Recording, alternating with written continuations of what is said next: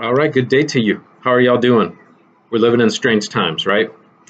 So what I want to do is, well, let me introduce myself, Mr. Rodriguez. Nice to meet you. What I want to do is I want to develop a series of videos, which are going to be part of my distance learning program. That's a phrase that I think we're going to be using a lot of, that we've never heard of before last week, right? And so what this video is going to focus on is what to do when you're in a situation where you have no art supplies to speak of, or maybe you think that you don't have any art supplies, okay? So what I've done is I've dug up a few different things lying around the house that I have yet to recycle. And I picked those specific things because I know that they're very useful when it comes to the drawing side of art. Okay, now there's reused or found object art out there that's been a thing for a long time now. And actually some good friends of mine are doing artwork like that with their students. What I want to do is maybe how you transition or how you parlay what you already have into something that's maybe more, I guess, like drawing traditional, something like this. Okay, so what I've done is I've picked out a few things. This video, again, remember, is designed based on the idea that if you have nothing, you actually do have some stuff. Okay, and they're going to be common, like household things that you can use. All right, so what are some of the things that I picked out? Let's start with some of the tools. I'm going to be using my my laptop cam here. I'll be adjusting it back and forth. I actually did a pretty good version of this video yesterday, and it turned out to be like 30 minutes long, and it just would not upload onto my YouTube, and I'm very annoyed by that. And so what I'm going to do, I'm going to try to keep these shorter, and I'm going to try to deal with the stress and pressure that I have from that earlier video because it has angered me. All right, so please forgive the camera shift here, but I'm gonna shift it down. You guys want to see my shirt? I designed this one for the teaching professions students. Yeah, pretty cool. Okay. All right, so let's bring it down here. There we go. I think that's a good angle. What do you 99% chance have at home to make artwork? Okay, so let's pick some things out. Got a black pen, right? Maybe you got a blue pen. Hopefully, you got a pencil, in this case mechanical. And then maybe if you're just lucky enough, you have a red pen. So those are 4 different colors and 4 different levels of color value tones that you have to choose from automatically that are not quote unquote art supplies, right? What's another thing that I'm going to be using today? We got a pair of scissors, okay? And then we got a couple of like other things that I might introduce, but I want to keep it really like bare bones for right now, okay? So here we have what we could consider our mediums, right? Or media would be the right way to say that. So let's shift these over, excuse me. All right, and then what are some of the supports or what are some of the, let's say, sheets that we can use that we can work on, right? Well, let's see, okay? Here we have this Capri Sun box or juice box or whatever. Will I get sued if I use the brand name?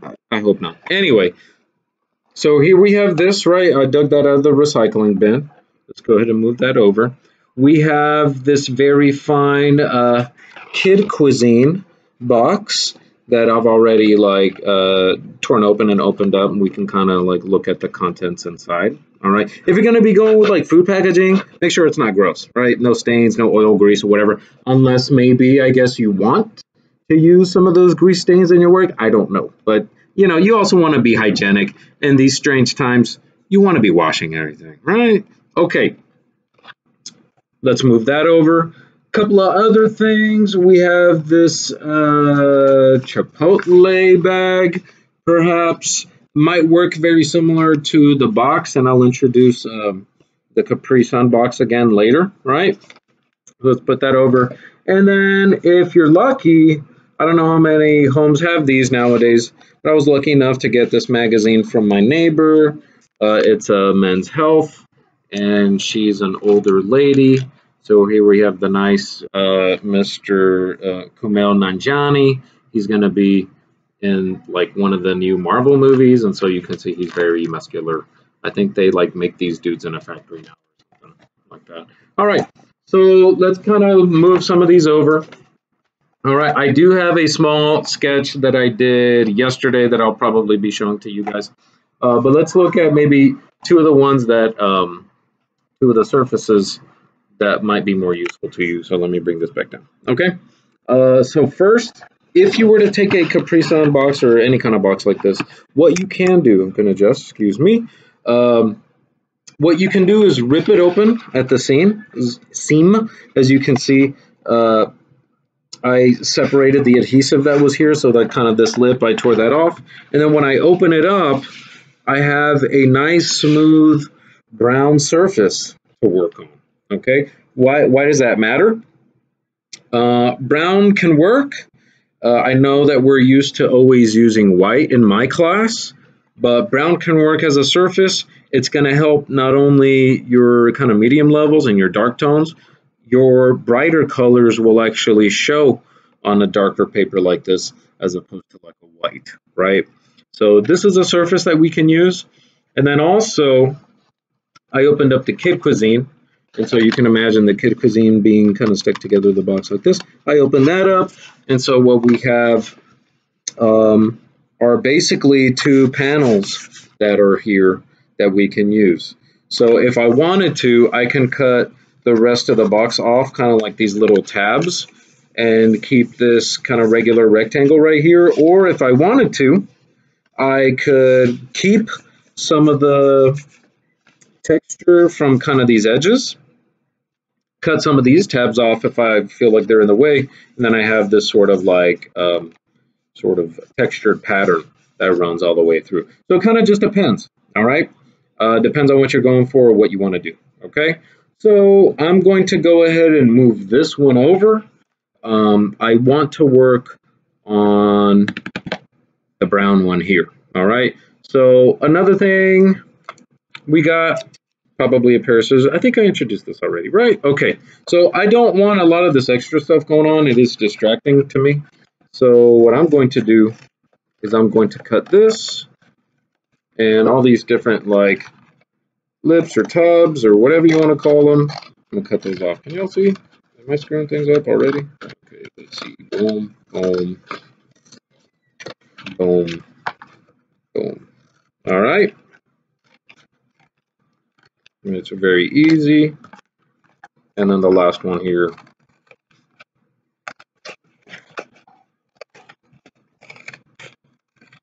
And you know what? Now that I think about the video I did yesterday, who that is regularly on YouTube wants to watch a 30-minute video anyway?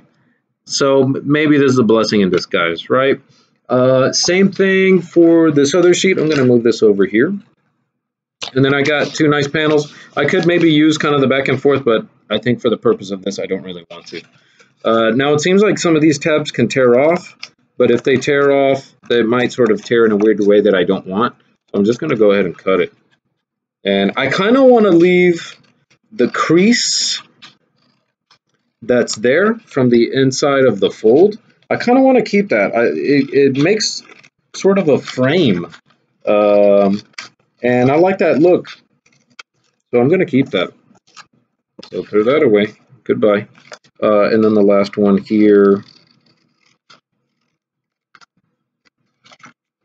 And boom. Okay, you can see kind of, is it a perfect surface? No, it's not. Okay, is it something that you can use? Yes, it is. And part of what makes it not the worst thing to use is that this paper has a thickness to it, right? It's not like a regular sheet of copy paper, something sort of similar. Actually, it's stronger than like a sketchbook sheet. Is it as high quality? Obviously not, but it does have some density to it, right? And so you can use it for your work. All right, check the time. So I'm looking at 9 minutes. All right, so here's a couple of different surfaces that you can use, right? I don't want these videos to be too long, so I might kind of what's the right word? We're nearing the end, I guess is what I'm trying to say. Um, so we have these couple of surfaces to work on. I'm going to try to keep these videos sort of manageable. So at the bare minimum, if this is all that you have to work with at home, you can accomplish something, okay? Um, and it gives you an opportunity to develop, okay? So there we go. All right, so I keep saying so. Sorry. Anyway, there's no excuse. There's always something that you have at home that you can use to make artwork.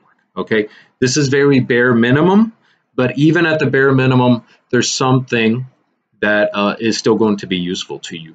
Could we get into plastics later? Could we do like other things later? Sure.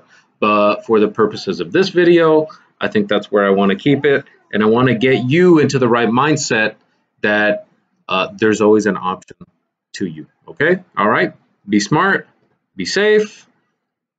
I'm here, and don't forget to reach out. I'm going to be making a few of these a week, so stay tuned. If there's other students that you know that have my class, please share this with them.